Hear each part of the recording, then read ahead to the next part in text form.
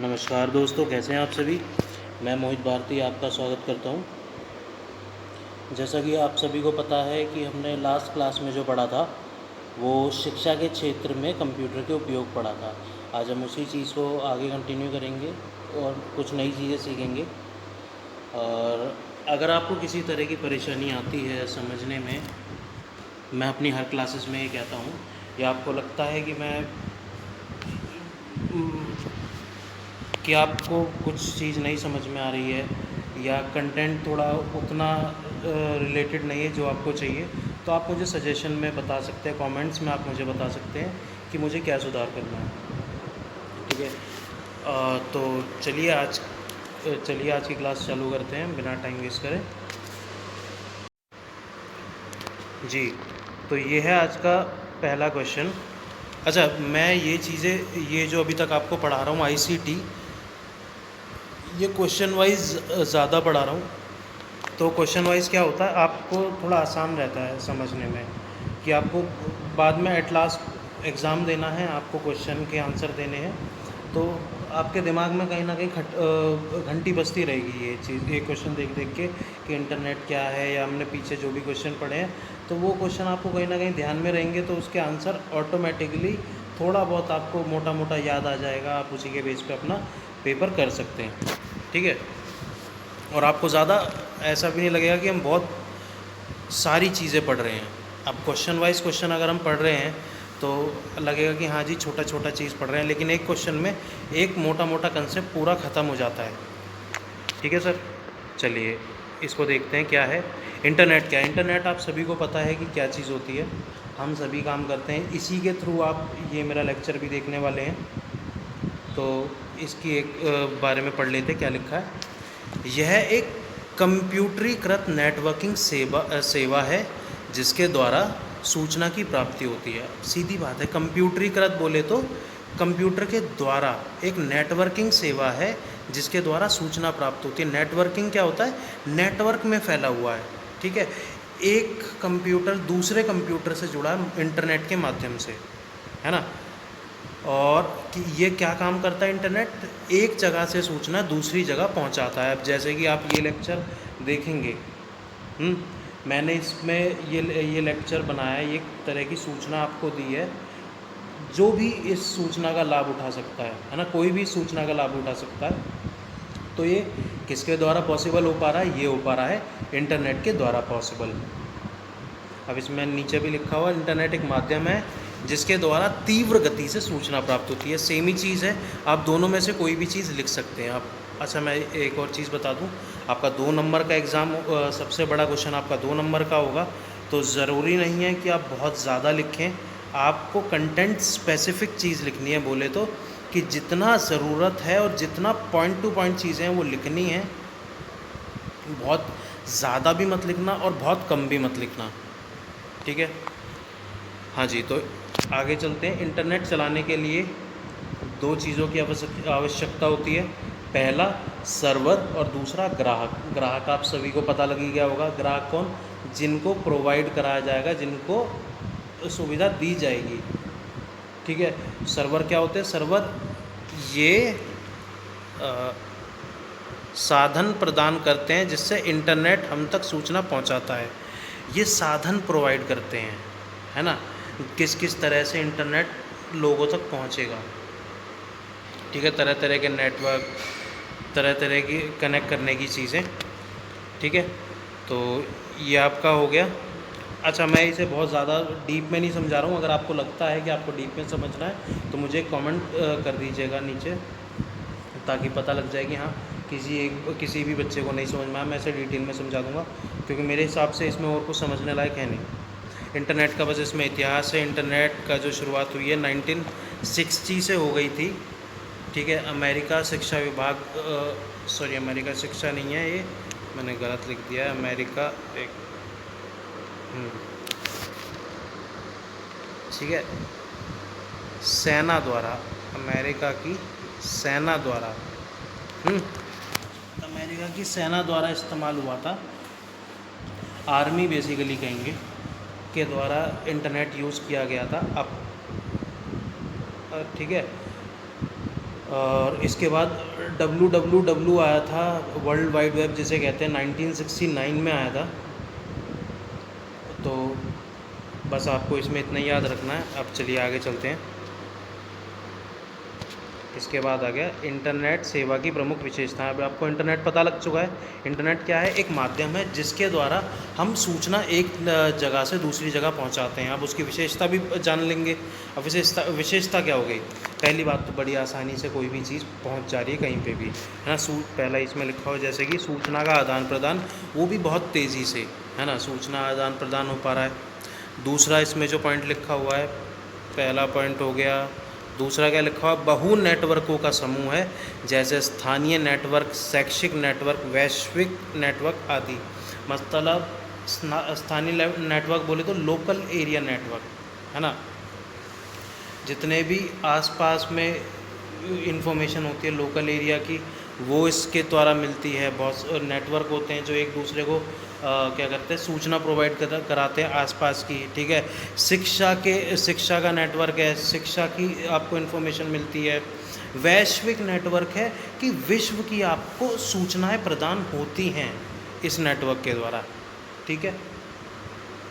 अब इसके बाद अगला पॉइंट आ गया, ये है मानव संचार, व्यवस्था को सरल बनाता है। अब सीधी बात है, आप घर बैठे किसी भी तरह की सूचना का संचार, ठीक है, होता रहता है आपके पास। आप कोई भी सूचना ले सकते हैं वर्ल्ड में। आपको जानना है कि भाई विदेश में इस समय क्या हो रहा है, वहाँ पे क्या टेम्परेचर है, कैसा वहाँ पे दिनचर्या चल रही है लोगों की, ये सब आप घर बैठे बैठे पता कर सकते हैं, है ना।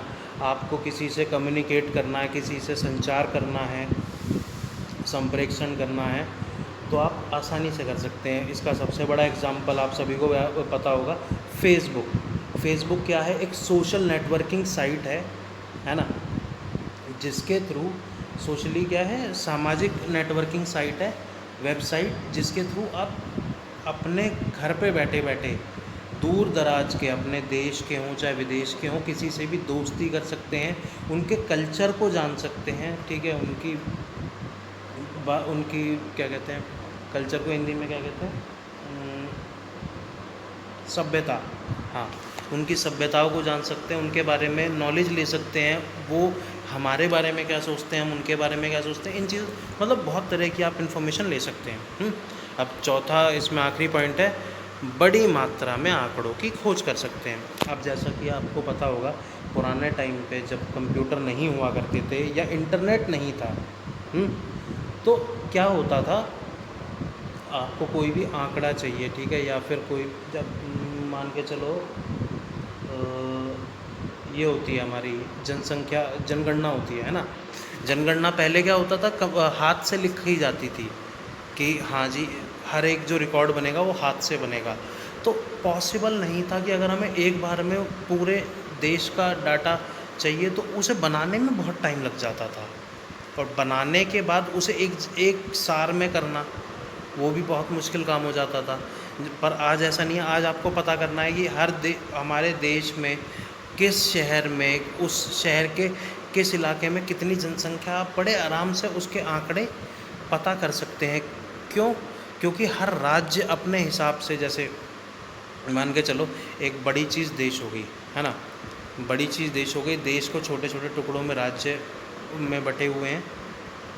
राज्य अपने अपने हिसाब से इन्फॉर्मेशन निकाल के एक इंटरनेट पर डालते रहते हैं, जिससे कि कोई भी उन आंकड़ों को देख सकता है। अब मान लो कोरोना ही चल रहा है इस टाइम पे, एक वेबसाइट है वर्ल्डोमीटर, WORLD, वर्ल्डोमीटर, या फिर WHO की अपनी साइट है, हमारे यहाँ पे चल रही है आरोग्य सेतु ऐप है। इसके द्वारा क्या हो रहा है, आपको आंकड़े तो मिल रहे हैं कि आपके शहर में, आपके इलाके में कितने लोग कोरोना से संक्रमित हैं, ठीक है, कितने लोगों को ऐसा लग रहा है कि उनको हो सकता है कोरोना वायरस, और जिन्होंने अपने आप को सेल्फ क्वारंटीन कर रखा है। तो ये सब किसके द्वारा पॉसिबल हो पा रहा है? इंटरनेट के द्वारा, है ना, जो कि पहले पॉसिबल नहीं था। ठीक है दोस्तों, तो ये आपका हो गया इंटरनेट सेवा की प्रमुख विशेषताएं। अब इसके बाद अगला क्वेश्चन है, इंटरनेट की आवश्यकता किस किस क्षेत्र में है? वैसे तो सभी क्षेत्रों में है, पर इसमें डिफ़ाइन करा हुआ है अलग अलग चीज़ों को कैटेगरी वाइज। तो देख लेते हैं। पहला तो सबसे पहला आप पढ़ रहे हैं तो शिक्षा के ही क्षेत्र में हो गया। जितना आप खुद देख लीजिए, पुराने टाइम पे आप अपने माँ बाप से पूछिए कि वो कैसे पढ़ते थे और आप लोग किस तरह पढ़ रहे हो। उनको अगर ये चीज़ दिखाई जाए, आपके माँ बाप कहते भी होंगे, आपने देखा होगा कि वो ये कहते होंगे कि भाई आप लोगों को आज इतनी फैसिलिटी मिल रही है लेकिन तब भी आप नहीं पढ़ते। लेकिन हमारे टाइम पे उतनी फैसिलिटीज़ नहीं थी और हम तब भी पढ़ लेते थे, है ना। तो सीधी बात है, टाइम बीता और पहले के लोग सिर्फ़ किताब का एक सहारा था जिससे पढ़ पाते थे। लेकिन आप किताब एक तो आपके पास हार्ड कॉपी में होगी, उसके अलावा अगर आपको किसी और राइटर की भी बुक चाहिए तो आपको ऑनलाइन पीडीएफ भी मिल जाती हैं, चाहे ख़रीदें आप इंटरनेट से या फिर फ्री में मिल जाएं। बहुत सारे तरीके हैं, है ना। ऑनलाइन लाइब्रेरी है, उनके द्वारा आप पढ़ सकते हैं।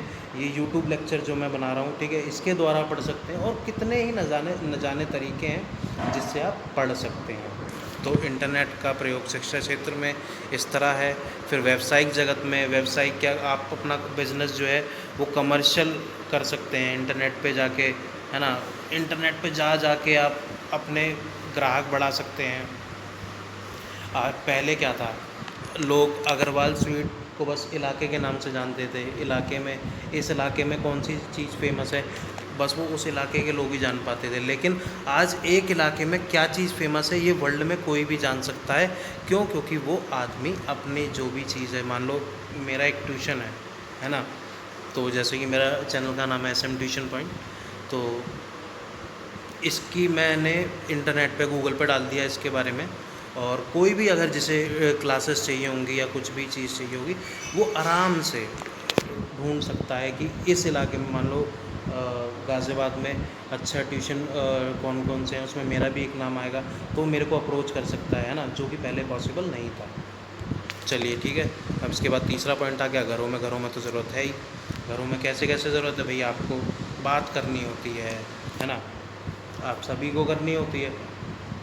घर में बैठे हुए हैं सब, एक दूसरे से दोस्त यार हैं, बात करनी है किसी से तो इंटरनेट के द्वारा कर सकते हैं।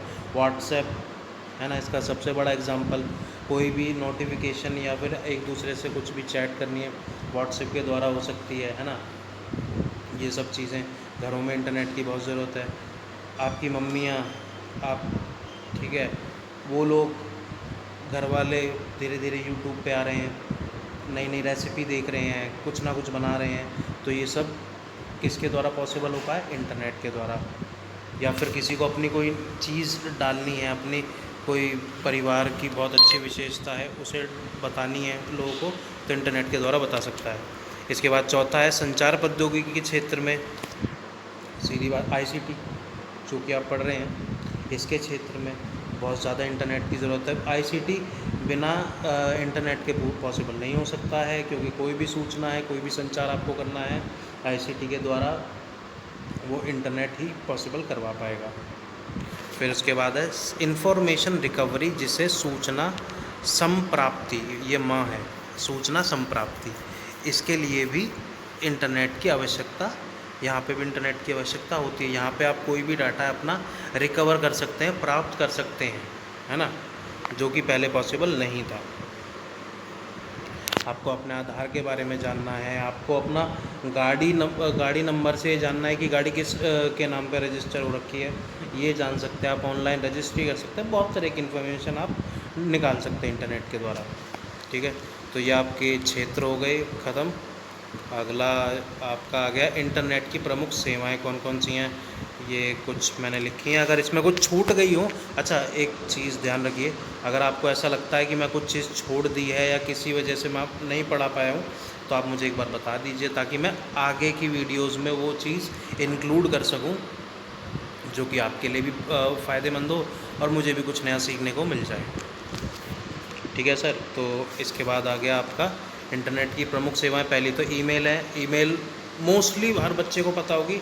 अगर लक बाय चांस किसी बच्चे को नहीं पता है, एनी चांस, आप में से किसी को नहीं पता है तो ये क्या है, डाक सेवा है जो इलेक्ट्रॉनिक डाक सेवा कही जाती है, जिसके द्वारा पहले जैसे चिट्ठी लिखते थे हम तो पोस्ट ऑफिस में जमा कराते थे और वो पोस्टमैन जहाँ पे चिट्ठी जानी है वहाँ पहुँचा के आता था। बट अब ऐसा नहीं है, अब आपको किसी को चिट्ठी लिखनी है तो आप ईमेल ऑनलाइन आप इंटरनेट के द्वारा चिट्ठी लिख सकते हैं, वो विदिन सेकंड, ठीक है, कुछ चंद सेकंड या चंद मिनटों में वो जिस तक पहुंचानी है वहां तक पहुंच जाती है। और इसे चलाने के लिए एक वैलिड ईमेल आईडी होनी चाहिए उस ठीक है, तो आपको ईमेल आईडी होनी चाहिए और सामने वाले की भी ईमेल आईडी होनी चाहिए, जो कि आज के टाइम पे पता कहा जाएगा उसका, उस इंसान का, ठीक है। तो ये डाक सेवा हो गई, ठीक। तो इसमें देख लेते क्या लिखा है। डाक को इलेक्ट्रॉनिक मेल, डाक को इलेक्ट्रॉनिक माध्यम से भेजना, ये क्या लिखा है, डाक को इलेक्ट्रॉनिक माध्यम से भेजना।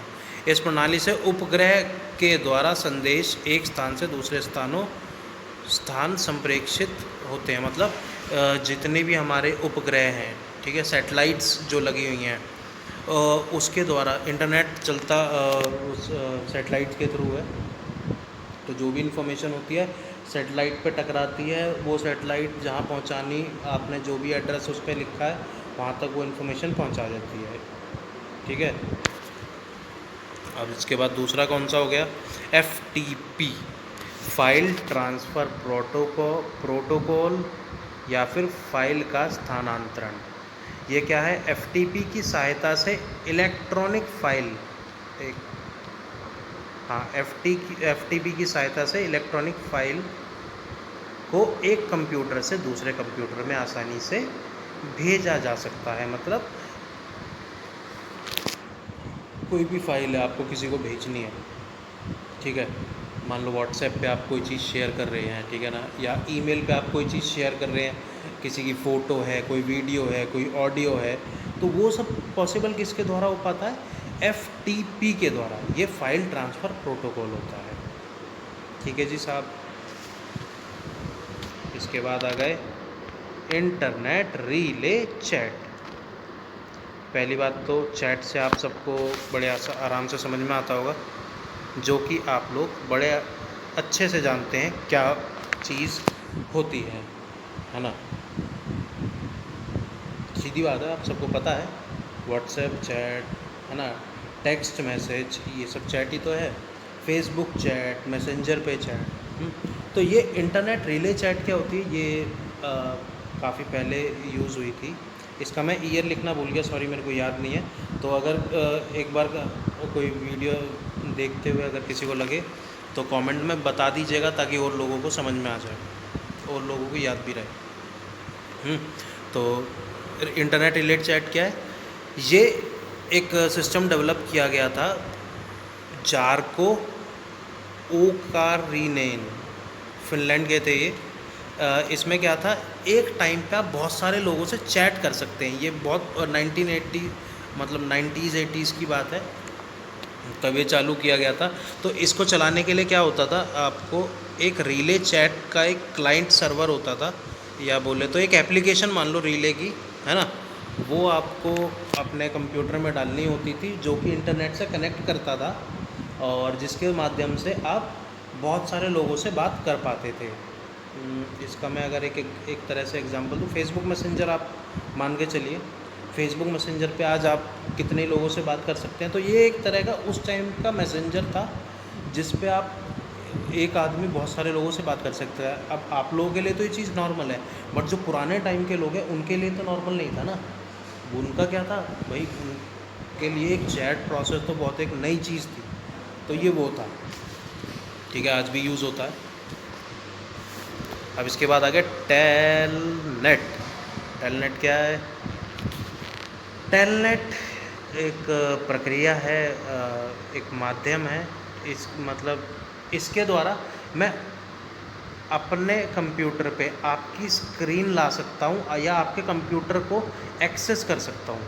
ये लिखा भी हुआ है, टेलनेट के माध्यम से किसी और कंप्यूटर को जो कहीं और स्थित है उसको इस्तेमाल किया जा सकता है, ठीक है। टेलनेट के द्वारा मैं किसी और के कंप्यूटर को एक्सेस कर सकता हूँ या फिर चला सकता हूँ। ये उनके काम आता है, जैसे कभी होता ना, जैसे बहुत से लोगों के घर पे वाईफाई वगैरह लगा होगा, तो क्या होता है जब स्पीड की प्रॉब्लम आती है वाईफाई में, तो कंपनी में आप कॉल करेंगे तो वो लोग बहुत बार कह देते हैं कि सर एक काम करिए, आप ऐसे ऐसे कुछ प्रोसेस बताते हैं वो, उसके बाद उनकी स्क्रीन, वो अपने कंप्यूटर पे आपकी स्क्रीन एक्सेस कर पाते हैं वो, और आपके कंप्यूटर को चला भी पाते हैं। तो वो देख लेते हैं कि किस वजह से आपकी इंटरनेट की स्पीड कम आ रही है ना। ऐसा बहुत सी जगहों पे होता है, जैसे इसे आसान शब्दों में स्क्रीन शेयरिंग कह सकते हैं, है ना। स्क्रीन शेयरिंग में तो बस एक स्क्रीन ही शेयर होती है, बट हाँ इसमें पूरा आप एक्सेस कर पाते हैं कंप्यूटर को।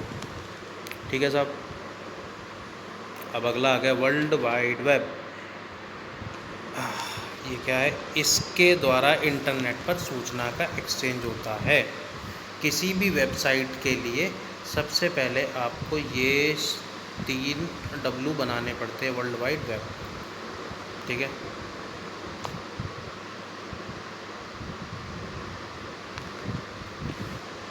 ठीक, इसमें और कुछ है नहीं समझना के लिए। ये सूचनाओं को एक्सचेंज करवाता है, इसी के द्वारा वर्ल्ड वाइड वेब बोले तो कि आपकी जो सूचना है, www नहीं लगाओगे तो वर्ल्ड लेवल पे वो सूचना आपको प्रदान नहीं हो पाएगी। आसान शब्दों में कहूँ तो इसके बिना आप अगर सूचना यहाँ से कहीं और पहुँचाना चाहते तो पहुँचा नहीं पाएंगे। इसके बाद विकिपीडिया, ये सब को पता होगा, बट इसमें एक आध चीज़ है जो शायद आपको ना पता हो, ये मुझे भी नहीं पता थी। ये इसके जो 2 वर्ड हैं, विकिपीडिया क्या है, 2 वर्ड से मिलके बना है, विकी प्लस इंसाइक्लोपीडिया, है ना। Vicky plus encyclopedia. इंसाइक्लोपीडिया क्या होता है? ज्ञान का संग्रह होता है ना। किसी भी तरह का ज्ञान वहाँ से आप प्राप्त कर सकते हैं इंसाइक्लोपीडिया से। और विकी का मतलब क्या है? कोई भी व्यक्ति किसी भी लेख को बदल सकता है। विकी का मतलब कोई भी व्यक्ति किसी भी लेख को बदल सकता है। ये एक तरह से एक वेबसाइट है, ये शिक्षा जगत से जुड़ी ज्ञानवर्धक वेबसाइट है। आप यहाँ पे जाके किसी भी तरह का ज्ञान प्राप्त कर सकते हैं, किसी भी तरह की आप नॉलेज ले सकते हैं। आपको जानना है कि विवेकानंद कौन थे, आपको जानना है कि इंटरनेट क्या होता है, आपको जानना है कोई भी आप को चीज़ जाननी है, तो आप विकिपीडिया पे जाके wikipedia.com करके आप लिखिए, आप इंटरनेट पर विकिपीडिया खुल जाएगा, वहाँ पे सर्च करिए, आराम से आपको कोई भी इन्फॉर्मेशन मिल जाएगी। और इसकी सबसे अच्छी बात ये है कि अगर आपको लगता है कि वहाँ पे दिया हुआ डाटा गलत है, या फिर उसे रेक्टिफाई किया जा सकता है, या फिर उसे चेंज किया जा सकता है कि वो अभी पुराना डाटा डाला हुआ है, कुछ आपको नया डालना है, तो कोई भी उस पर डाटा चेंज कर सकता है। यहाँ लिखा भी हुआ है, कहाँ, यह दुनिया भर के योगदानकर्ताओं द्वारा संपादित होता है। योगदानकर्ता बोले तो जो भी आप जैसे लोग, मेरे जैसे लोग, जिनको कुछ ना कुछ नॉलेज है, कुछ ना कुछ चीज़ लोगों को समझानी है, लोगों को बतानी है, तो ये विकिपीडिया पे जाके अपलोड किया जा सकता है। ठीक है। इसके निर्माता कौन है? निर्माता है जिमी वेल्स और लैरी सेंगर। जिमी वेल्स और लैरी सेंगर। इसकी उद्घाटन तिथि या बोले तो फाउंड कब हुआ था? ये 15 जनवरी 2001 को। ठीक है साहब। आई होप कि आपको समझ में आ गया होगा। विकिपीडिया बहुत ज़्यादा बड़ी चीज़ नहीं है, बट हाँ आपको समझ में आ जाना चाहिए। इसके बाद मुक्त डिजिटल शैक्षिक संस्थान, ये आखिरी है आपका, इससे ज़्यादा आज हम नहीं पढ़ रहे हैं। मुक्त डिजिटल शैक्षिक संस्थान क्या होता है?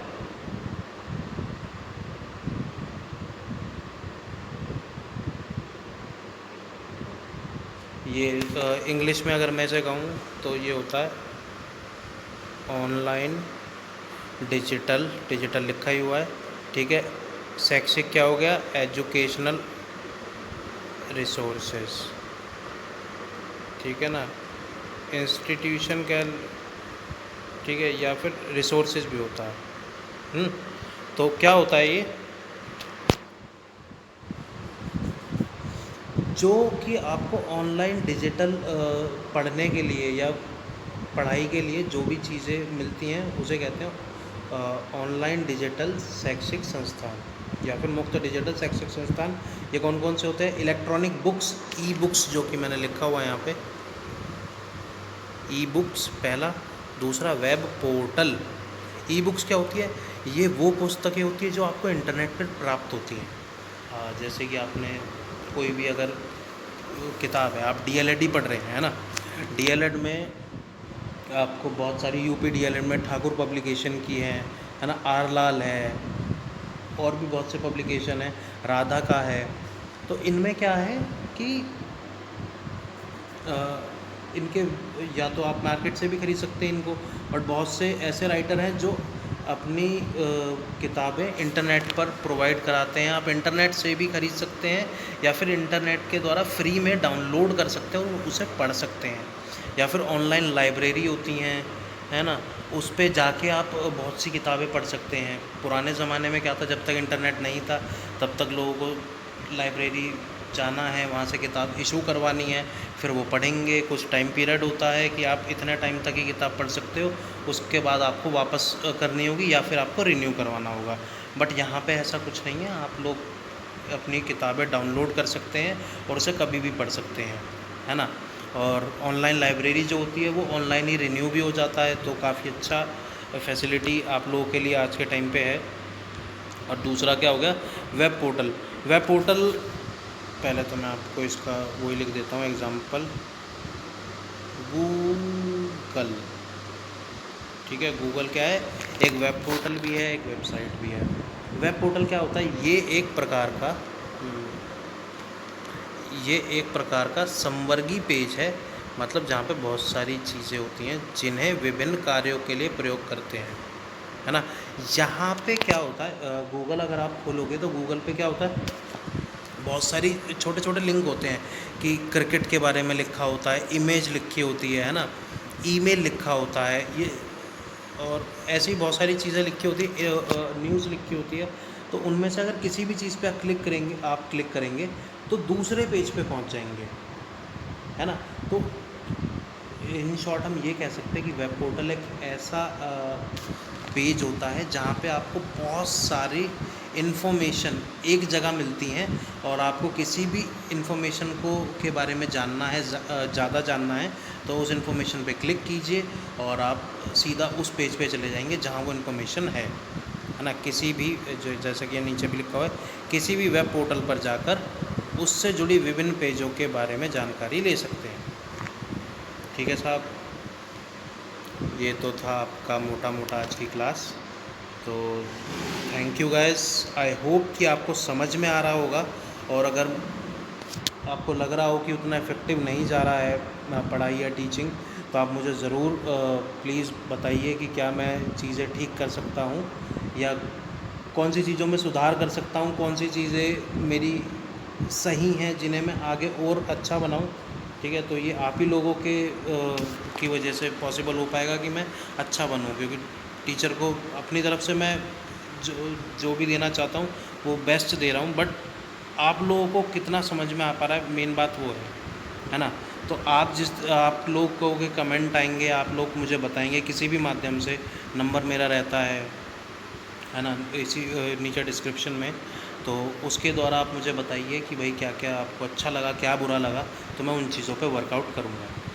तो thank you so much guys, have a nice day, और घर में रहिए, सुरक्षित रहिए। Thank you.